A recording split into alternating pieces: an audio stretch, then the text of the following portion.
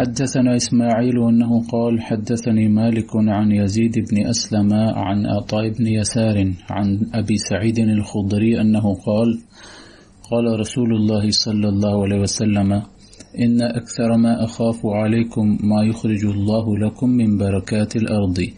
قيل وما بركات الأرض؟ قال زهرة الدنيا. فقال له رجل هل يأتي الخير بالشر؟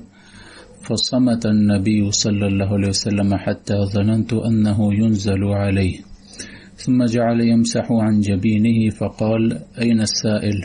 قال أنا. قال أبو سعيد لقد حمدناه حين طلع لذلك. قال لا يأتي الخير إلا بالخير، إن هذا المال خضيرة حلوة، وإن كل ما أنبت الربيع يقتل حبطا أو يلم إلا آكلة الخضرة، أكلت حتى إذا امتدت خاسرتاها استقبلت الشمس فاجترت وثلطت وبالت، ثم عادت فأكلت. وإن هذا المال حلوة، من أخذه بحقه ووضعه في حقه فنعم المعونة هو، وإن أخذه بغير حقه كان كالذي يأكل ولا يشبع. الحمد للہ رب العالمین والصلاة والسلام علی سید المرسلین، اما بعد۔ بخاری شریف کی کتاب الرقاق، اس کے تحت آنے والی احادیث پہ درس ہو رہا ہے، اور اس وقت ہم اس کتاب کا 7واں باب پڑھ رہے ہیں۔ 7واں باب کیا ہے؟ باب ما یحذر من زہرۃ الدنیا والتنافس فیہا، کہ دنیا کی زیب و زینت اور دنیا کی چمک دمک، اس سے خبردار کیا گیا ہے، اور اس کو حاصل کرنے کے لیے ایک دوسرے سے آگے نکلنے کی کوشش کرنا یہ کوئی اچھی بات نہیں ہے، اس سے بھی روکا گیا ہے۔ اس بارے میں اس باب سے متعلقہ 3 یا 2 حدیثیں کل ہم پڑھ چکے ہیں، اور آج اس کے بعد والی حدیث ہے۔ اس حدیث کو امام بخاری کس سے روایت کر رہے ہیں؟ اسماعیل بن عبداللہ بن ابو اویس سے، اور یہ کون ہیں؟ یہ امام مالک رحمہ اللہ کے بھانجے بھی ہیں اور داماد بھی ہیں۔ کل والے کچھ لوگ ہیں چلیں جی۔ اور کس سے روایت کر رہے ہیں؟ یہاں پہ دیکھیے ذرا، اسماعیل کس سے روایت کر رہے ہیں؟ اپنے ماموں سے۔ اسماعیل اپنے ماموں سے اور اپنے سسر سے یہ حدیث روایت کر رہے ہیں۔ امام مالک 4 اماموں میں سے ایک، بہت بڑے محدث، بہت بڑے فقیہ، جن کی اپنی حدیث کی کتاب بھی ہے جس کا نام کیا ہے؟ موطا۔ اور وہ کس سے روایت کر رہے ہیں؟ زید بن اسلم سے۔ اور زید بن اسلم کون ہیں؟ انہیں بھی جناب عمر فاروق کا مولا کہا جاتا ہے، اگرچہ حقیقت میں مولا جو ہیں ان کے والد ہیں۔ اور مولا سے مراد یہاں پہ کیا ہے؟ مولا لفظ کے کئی معنی ہوتے ہیں، یہاں پہ مولا سے مراد یہ ہے کہ ان کے والد کو جناب عمر فاروق نے آزاد کیا تھا، جناب عمر فاروق کے غلام بن گئے تھے تو انہوں نے ان کو آزاد کر دیا تھا، تو اس لحاظ سے یہ اسلم جو ہیں جناب عمر فاروق کے آزاد کردہ غلام ہیں، ان کے مولا ہیں۔ اور اس اسلم کے بیٹے زید، ان سے حدیث لی ہے امام مالک رحمہ اللہ نے۔ اور زید بن اسلم کس سے حدیث لے رہے ہیں؟ عطا بن یسار سے۔ اور عطا بن یسار جو ہیں یہ ام المؤمنین میمونہ رضی اللہ تعالی عنہا کے مولا ہیں، ان کے آزاد کردہ غلام ہیں۔ اور وہ کس سے حدیث روایت کر رہے ہیں؟ ابو سعید خدری سے۔ آپ ذرا بتائیں گے یہاں پہ کتنے راوی ہو چکے؟ 5 راوی ہو چکے۔ تو یہ سند کون سی ہوئی؟ خماسی، 5 واسطوں والی یہ سند ہوئی۔ یہاں اس سند میں امام بخاری اور نبی علیہ الصلوۃ والسلام کے درمیان 5 راوی آتے ہیں۔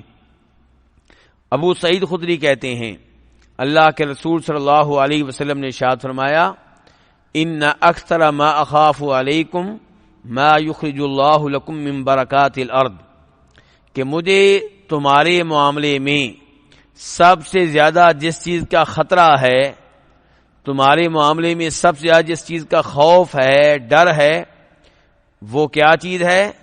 وہ زمین کی برکتیں ہیں جنہیں اللہ تمہارے لیے زمین سے نکالے گا. زمین سے جو مال تمہیں ملنے والا ہے، زمین سے جو خزانے تمہارے لیے نکلنے والے ہیں، ان کے معاملے میں مجھے تم پہ ڈر لگتا ہے. تو آپ سے کہا گیا وما برکات الارض، یہ زمین کی برکتیں کیا ہیں؟ تو آپ نے جواب دیا زہرۃ الدنیا، یہ دنیا کی زیب و زینت ہیں، یہ دنیا کی چمک دمک ہیں. تو زمین کے خزانے، زمین فصل اگاتی ہے اور انسان کو مال ملتا ہے، اور یہ مال انسان کو گمراہ کر کے رکھ دیتا ہے، انسان کو خرابیوں میں واقع کر دیتا ہے. مال کی وجہ سے انسان فطرے میں، فساد میں مبتلا ہو جاتا ہے. مال کی وجہ سے انسان اپنے رب سے غافل ہو جاتا ہے، اور مال کی وجہ سے انسان غریبوں، فقیروں، مسکینوں کے حقوق سے غافل ہو جاتا ہے. نماز روزے کی طرف اس کی توجہ نہیں رہتی. تو زمین سے برکتیں نکلیں گی، زمین سے مال آئے گا، لیکن خطرہ ہے تمہارے بارے میں کہ کہیں تمہیں فتنے میں نہ ڈال دیں. اب آپ نے الفاظ کیا بولے تھے؟ زمین کی برکتیں، زمین سے نکلنے والا مال، وہ چاہے گندم ہو، چاہے وہ چاول ہو، چاہے وہ گنا ہو، چاہے وہ پٹرول ہو، چاہے وہ گیس ہو، جو بھی زمین سے خزانے نکلنے والے تھے ان کے بارے میں آپ نے کہہ دیا کہ میں ان کے معاملے میں ڈر رہا ہوں، یعنی کہ کہیں تمہیں یہ چیزیں فتنے میں مبتلا نہ کر دیں، کہیں تمہیں اللہ کی اطاعت سے ہٹا نہ دیں. فقال له رجل، تو آپ سے ایک آدمی نے کہا هل يأتي الخير بالشر، کہ زمین سے نکلنے والی چیزیں تو خیر ہیں، تو کیا خیر سے شر برآمد ہوگا؟ کیا خیر سے شر نکلے گا؟ کیا خیر شر کو لے کر آئے گی؟ هل يأتي الخير بالشر، کیا یہ خیر جو ہے یہ شر لے کر آئے گی؟ فصمت النبی صلی اللہ علیہ وسلم، جب اس آدمی نے یہ سوال کیا تو آپ نے فوری طور پہ جواب نہیں دیا، بلکہ آپ خاموش رہے. حتی ظننت، یہاں تک کہ میں نے یہ گمان کیا کہ انہ ینزل علیہ، کہ آپ پہ وحی نازل ہو رہی ہے. یہ کون کہہ رہے ہیں میں نے یہ گمان کیا؟ ابو سعید خدری. یہی جاننا چاہ رہا تھا کہ آپ لوگ میرے ساتھ ہیں یا نہیں. تو یہ ابو سعید خدری جو صحابی ہیں، جو حدیث کو روایت کر رہے ہیں، وہ کہہ رہے ہیں کہ آپ خاموش رہے حتیٰ کہ میں نے یہ گمان کیا کہ آپ پہ وحی نازل ہو رہی ہے. ثم جعل یمسح عن جبینہ، پھر آپ اپنی پیشانی کو صاف کرنے لگے. کیوں پیشانی پہ کیا لگ گیا تھا؟ پسینہ. پسینہ کیوں آیا تھا؟ وحی نازل ہوئی تھی. جیسے ابو سعید خدری سوچ رہے تھے ویسے ہی ہوا تھا، واقعی وحی نازل ہوئی تھی. اور جب آپ پہ وحی نازل ہوتی تھی تو وہی اللہ کا کلام، بھاری کلام، اس کی وجہ سے آپ سردیوں کے دنوں میں بھی پسینے میں ڈوب جایا کرتے تھے، پسینہ آپ کو بہت زیادہ آ جایا کرتا تھا. اور اگر کبھی ایسا ہوا کہ آپ کی ٹانگ کسی اور پہ ہوئی تو وہ یوں سمجھتا کہ میرے اوپر بہت بڑا بوجھ لاد دیا گیا ہے. تو وہی جو ہے اللہ رب العزت کا کلام، انا سنلقی علیک قولا ثقیلا، یہ بھاری کلام ہے، تو اس کی وجہ سے آپ کو پسینہ آ جایا کرتا تھا. تو پھر آپ نے پسینہ صاف کیا. فقال، تب آپ نے کہا این السائل، سوال کرنے والا کہاں ہے؟ سوال کیا کیا گیا تھا کہ کیا خیر سے بھی شر برآمد ہوتا ہے؟ کیا خیر شر کو لے کر آتی ہے؟ ان کے خیر سے تو خیر نکلنی چاہیے. تو قال انا، اس آدمی نے کہا میں ہوں جی سوال کرنے والا، میں نے یہ سوال کیا تھا. قال ابو سعید، ابو سعید کہتے ہیں، کون سے ابو سعید ہیں؟ یہ ابو سعید خدری. ابو سعید خدری کہتے ہیں لقد حمدناہ حین طلع لذلک، ہم نے اس آدمی کی تعریف کی، اسے اچھا جانا، حین طلع، جب وہ آدمی سامنے آیا، جواب لینے کے لیے جب وہ آدمی سامنے آیا تو ہمیں اچھا لگا. یہاں پہ علماء کرام نے لکھا ہے کہ اس کا مطلب یہ ہے کہ جب آدمی نے سوال کیا تھا تو نبی علیہ الصلوۃ والسلام خاموش رہے تھے، تو تب ہمیں اس آدمی کا سوال کرنا برا لگا تھا کہ نبی علیہ الصلوۃ والسلام خاموش رہے ہیں، آپ نے جواب نہیں دیا، اس کا مطلب یہ ہے کہ اس کا سوال جو تھا وہ غیر مناسب تھا۔ تو ہمیں اس موقع پہ اس آدمی پہ غصہ آیا۔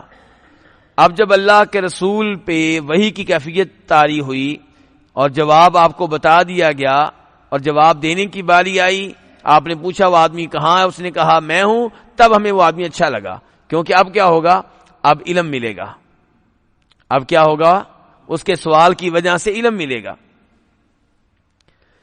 تو قال، تو آپ نے کہا لا یأتی الخیر الا بالخیر، کہ اس میں کوئی شک و شبہ نہیں ہے کہ خیر جو ہے وہ خیر کو لے کر آتی ہے، خیر سے خیر ہی برآمد ہوتی ہے، لیکن خیر کا استعمال جب غلط انداز میں کیا جائے پھر کیا ہوگا، پھر شر اس سے نکلے گا۔ اولاد نعمت ہے، اچھی چیز ہے، خیر ہے، اور اس سے خیر ہی نکلتی ہے عام طور پہ۔ یہ اولاد کل کو آپ کی اطاعت کرتی ہے، آپ کی مدد کرتی ہے، آپ سے تعاون کرتی ہے، آپ کا ان کے ساتھ دل لگتا ہے، تو اولاد خیر کا باعث ہے۔ لیکن جب اولاد کا استعمال آپ غلط کریں گے، تربیت صحیح نہیں دیں گے، تو یہ خیر بھی شر بن جائے گا۔ تو یہی صورتحال زمین کے خزانوں کی ہے۔ آپ کہتے ہیں لا یأتی الخیر الا بالخیر، کہ اصل اصول تو یہی ہے کہ خیر کیا لے کر آتی ہے، خیر لے کر آتی ہے۔ پھر آپ نے کہا ان ھذا المال خضرۃ حلوۃ، یہ مال جو ہے سر سبز و شاداب ہے، بڑا ہرا بھرا ہے، آنکھوں کو بڑا پیارا لگتا ہے۔ ایک گاڑی کے بعد اب آپ کی 2 گاڑیاں ہو چکی ہیں، اب 3 ہو چکی ہیں، ایک کوٹھی کے بعد اب 2 کوٹھیاں ہو چکی ہیں، ایک فیکٹری کے بعد 2 فیکٹریاں ہو چکی ہیں، تو مال تو بڑا پیارا لگتا ہے دیکھنے کے لحاظ سے۔ اور اس کے بعد حلوۃ، دیکھنے کے لحاظ سے پیارا لگتا ہے اور ذائقے کے لحاظ سے بڑا میٹھا ہے۔ مال جو ہے دیکھنے کے لحاظ سے سرسبز و شاداب، جیسے سبزہ پیارا لگتا ہے، باغ پیارا لگتا ہے، فصل سرسبز و شاداب پیاری لگتی ہے، ایسے ہی یہ مال بھی دیکھنے کے لحاظ سے پیارا لگتا ہے، اور اس کو استعمال کیا جائے تو بڑا میٹھا بھی ہے۔ وَإِنَّ كُلَّ مَا أَنبَتَ الرَّبِيعُ يَقْتُلُ حَبَطًا أَوْ يُلِمْ، لیکن اصل بات یہ ہے کہ ہر وہ چیز جس کو اگائے الربیع، ربیع جس کو کون اگائے، ربیع سے مراد کیا ہے، ربیع کا ایک مطلب ہو سکتا ہے موسم بہار۔ موسم بہار میں آپ جانتے ہیں زمین خوب گھاس وغیرہ کو اگاتی ہے، درخت سرسبز و شاداب ہو جاتے ہیں۔ اور ربیع کا دوسرا معنی یہ مراد دیا گیا ہے کہ اس سے مراد ہے نہر، کہ اگر کسی جگہ پہ نہر ہے تو اس کے دائیں بائیں سبزہ ہوگا، اس کے دائیں بائیں فصل ہوگی، دائیں بائیں درخت ہوں گے۔ تو کوئی بھی معنی مراد لے لیں، بات ایک ہی ہے۔ ہر وہ چیز جس کو ربیع اگائے، جس کو نہر اگائے، جس کو موسم بہار اگائے، وہ کیا کر دیتی ہے، ہلاک کر دیتی ہے۔ کیا مطلب ہے اس کا؟ موسم بہار میں گھاس بہت زیادہ ہوتا ہے، سبزہ بہت زیادہ ہے، اور نہر کے ارد گرد بھی سبزہ بہت ہوتا ہے۔ اب وہاں پہ جانور آئیں گے، جو جانور وہاں سے سبزہ کھائے اعتدال کے ساتھ تو وہ ٹھیک رہے گا، اس کی صحت بھی ٹھیک رہے گی۔ لیکن اگر جانور بہت زیادہ کھا پی لے تو کیا ہوگا، بیمار پڑ جائے گا، کئی دفعہ ہلاک ہو جائے گا، بد ہضمی ہوگی، اور پنجابی میں کہتے ہیں آپھر جائے گا۔ تو پھر کیا ہوگا، مسائل پیدا ہوں گے۔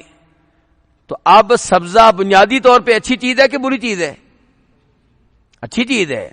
درخت اچھے لگتے ہیں، گھاس اچھا لگتا ہے، فصل اچھی لگتی ہے، لیکن اگر یہاں پہ بھی آپ اعتدال کا مظاہرہ نہیں کریں گے، غلط کام کریں گے، غلط طریقے سے استعمال کریں گے، تو وہی سبزہ جو صحت کا باعث بننے والا تھا جانور کے لیے، اس کی ہلاکت کا سبب بن جائے گا۔ تو یہ زمین سے نکلنے والی برکتیں، زمین سے نکلنے والا مال یہ خیر ہے. اگر درست طریقے سے حاصل کریں گے اور درست جگہ پہ استعمال کریں گے تو خیر ہی خیر ہے. اور اگر اعتدال سے ہٹ جائیں گے، صبح و شام آپ مال کے ساتھ ہیں، رب کو بھول جائیں گے، نمازوں کی پرواہ نہیں کریں گے، تلاوت کی پرواہ نہیں کریں گے، اولاد کی تربیت کی پرواہ نہیں کریں گے، حرام و حلال میں امتیاز کرنا چھوڑ دیں گے، مال آنا چاہیے جہاں سے بھی آئے، اور خرچ کرنے کی باری آئے تو آپ کا نعرہ یہ ہوگا میرا مال میں جو مرضی کروں، چاہے حرام پہ لگاؤں، چاہے ڈانس کی محفل منعقد کرنے پہ لگاؤں، چاہے فلموں پہ لگاؤں، فضول خرچی کروں، شرک پہ لگاؤں، جو مرضی کروں. جب یہ کام کریں گے تو پھر اس خیر سے کیا نکلے گا؟ پھر اس سے شر نکلے گا.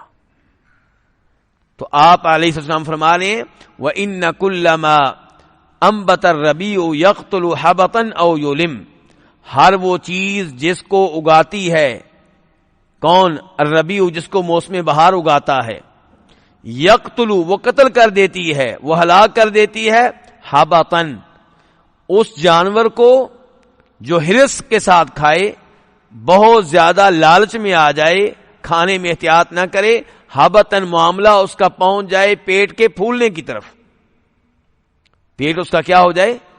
پھول جائے بہت زیادہ کھانے کی وجہ سے. او یلم، یا یہی موسم بہار، پہلے کہا کہ وہ قتل کر دے گا، ہلاک کر دے گا جانور کو، بہت زیادہ کھانے والے کو، یا اس کو ہلاکت کے قریب کر دے گا. اگر بچ بھی گیا تو بیمار رہے گا، مسائل پیدا ہوں گے. او یلم کا معنی کیا ہے؟ قریب کر دے گا ہلاکت کے. الا آکلۃ الخضرا، سوائے اس جانور کے جو گھاس کھانے والا ہے، سبزہ کھانے والا ہے. آکلت، وہ جب گھاس کھاتا ہے، جب چارہ کھاتا ہے، حتی اذا امتدت خاصرتاہا، جب اس کے دونوں پہلو پھول جاتے ہیں، بھر جاتے ہیں، اس کی کوکھیں بھر جاتی ہیں، کیا کرتا ہے؟ استقبلت الشمس، اب کھانے پینے میں وقفہ کرتا ہے تھوڑی دیر کے لیے. جب دیکھتا ہے پیٹ بھر گیا ہے، کیا کرتا ہے؟ پھر وقفہ کرتا ہے. یہ سمجھدار جانور ہے، یہ سبزے کا استعمال، گھاس کا استعمال، چارے کا استعمال دھیان سے کر رہا ہے. اب پیٹ بھر گیا ہے، اب وہ سورج کی طرف منہ کرتا ہے. یہ سمجھدار جانور کیا کرتا ہے؟ پیٹ بھرنے کے بعد کدھر منہ کرتا ہے؟ سورج کی طرف. سورج سے کیا ہوگا؟ اس کو کیا لگے گی؟ گرمی. گرمی کی وجہ سے اس کا معدہ کھانے کو ہضم کرے گا، چارے کو ہضم کرے گا، گھاس کو ہضم کرے گا. فجترت، اب وہ کیا کرے گا؟ جگالی کرے گا. سورج کی طرف منہ کر کے کیا کرے گا؟ جگالی کرے گا. معدے میں جو کھانا بہت زیادہ داخل ہو چکا ہے اسے منہ کی طرف لے کر آئے گا اور منہ میں لا کے اسے دوبارہ چبائے گا. جانور یہ کام کرتے ہیں. اچھا جی، پھر کیا ہوگا؟ وسلطت، اب وہ لیدیں نکالے گا. لید، کھانا ہضم کر لیا سورج کی طرف منہ کر کے، دوبارہ چبا کے، اب لید نکالے گا. وبالت، اور کیا کرے گا؟ یہ تو آسان لفظ ہے، بالت، پیشاب کرے گا، پیشاب کرے گا. ثم عادت، پھر دوبارہ آئے گا. فاکلت، دوبارہ کھائے گا. تو یہ جانور جو ہے ہلاکت سے بچ جائے گا، بیماری سے محفوظ رہے گا. لیکن سبزہ جو بنیادی طور پہ خیر ہے، بنیادی طور پہ نعمت ہے، وہ کسی ایسے جانور کے لیے موت کا سبب بن جاتا ہے جو اعتدال کا مظاہرہ نہ کرے، جو اسراف کرے، حد سے تجاوز کرے اور غلط راہ کا انتخاب کرے. تو اللہ کے رسول علیہ الصلوۃ والسلام نے بڑی عمدہ مثال بیان کی ہے. کس کو سمجھانے کے لیے؟ مجھے اور آپ کو سمجھانے کے لیے کہ مال اچھی چیز ہے، لیکن جب آپ اس کو اچھے طریقے سے حاصل کریں گے اور صحیح جگہ پہ استعمال کریں گے، دنیا میں اتنی دلچسپی لیں گے جتنی لینی چاہیے، اس سے زیادہ نہیں.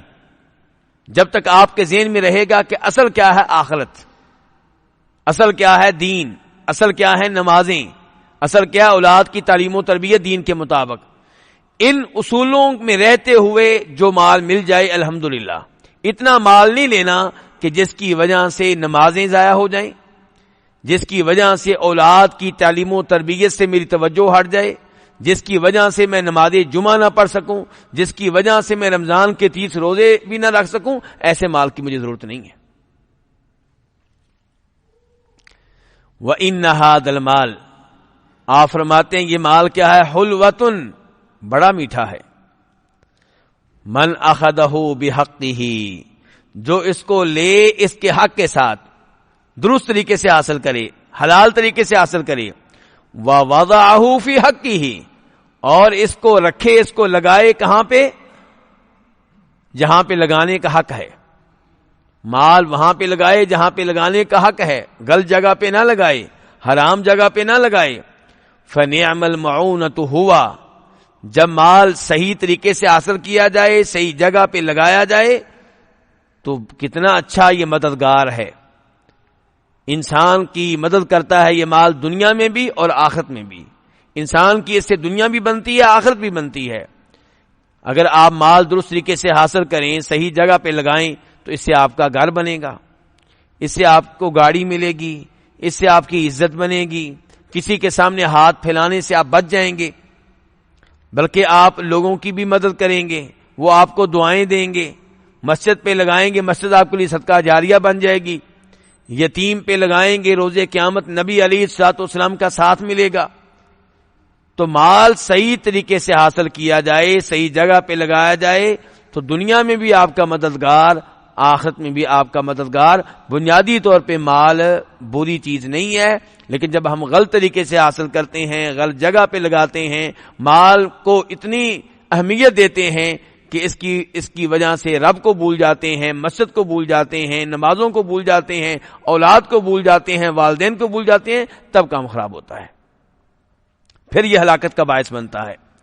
وَإِنْ أَخَذَهُ بِغَيْرِ حَقِّهِ، جو مال کو لے بغیر حق ہی، اس کے حق کے بغیر، ان کے غلط طریقے سے لے، کان کالذی یاکل لا یشبع، تو وہ اس کی طرح ہوگا جس کو بھوک کی بیماری لگ جائے. کیا لگ جائے جی؟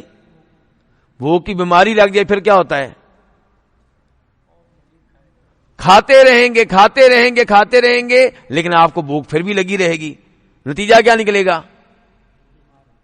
بیمار ہو جائیں گے. پیٹ میں تو جگہ نہیں ہے، لیکن بیماری آپ کو یہ لگ چکی ہے کہ آپ سمجھتے ہیں میں بھوکا ہوں. تو جو مال کو ناحق طریقے سے لے، آپ فرما رہے ہیں وہ اس آدمی کی طرح ہے جس کو بھوک کی بیماری لگ جائے تو یاکل، وہ کھاتا رہتا ہے ولا یشبع، لیکن شراب نہیں ہوتا. وہ سمجھتا ہے کہ میں اب بھی بھوکا ہوں. تو جس کو یہ بیماری لگ جائے گی اس کا کام خراب ہو جائے گا. ایسے کئی لوگوں کو پیاس کی بیماری لگ جاتی ہے، کئی لوگوں کو بھوک کی بیماری لگ جاتی ہے، جانوروں کو لگ جاتی ہے. تو یہ چیز ان کے لیے پھر ہلاکت کا باعث بنتی ہے. نبی علیہ الصلوۃ والسلام، اس حدیث سے ہمیں مزید احساس ہوا کہ آپ کہتے ہیں اعطیت جوامع الکلم، اللہ نے مجھے صلاحیت بخشی ہے کہ میں جو الفاظ کہتا ہوں وہ بڑے جامع قسم کے ہوتے ہیں، اس کا معنی و مفہوم بہت وسیع ہوتا ہے. اب دیکھیں آپ نے یہ مثال دے کر کیسے ہمیں دنیا کی حقیقت کے بارے میں خبردار کر دیا، اور جو سمجھ رہے تھے کہ مال تو خیر کا باعث ہے، اس سے کبھی شر برآمد نہیں ہوگا، خیر کے نتیجے میں خیر ہی نکلے گی، تو آپ نے بتا دیا کہ نہیں، ایسا نہیں ہوتا. اصل یہی ہے، قانون یہی ہے کہ خیر سے خیر نکلے. لیکن جب آپ خیر کا صحیح استعمال نہیں کریں گے تو پھر یہ صورتحال پیدا ہو جائے گی جس کا تذکرہ نبی علیہ الصلوۃ والسلام نے اس حدیث میں کیا ہے. جی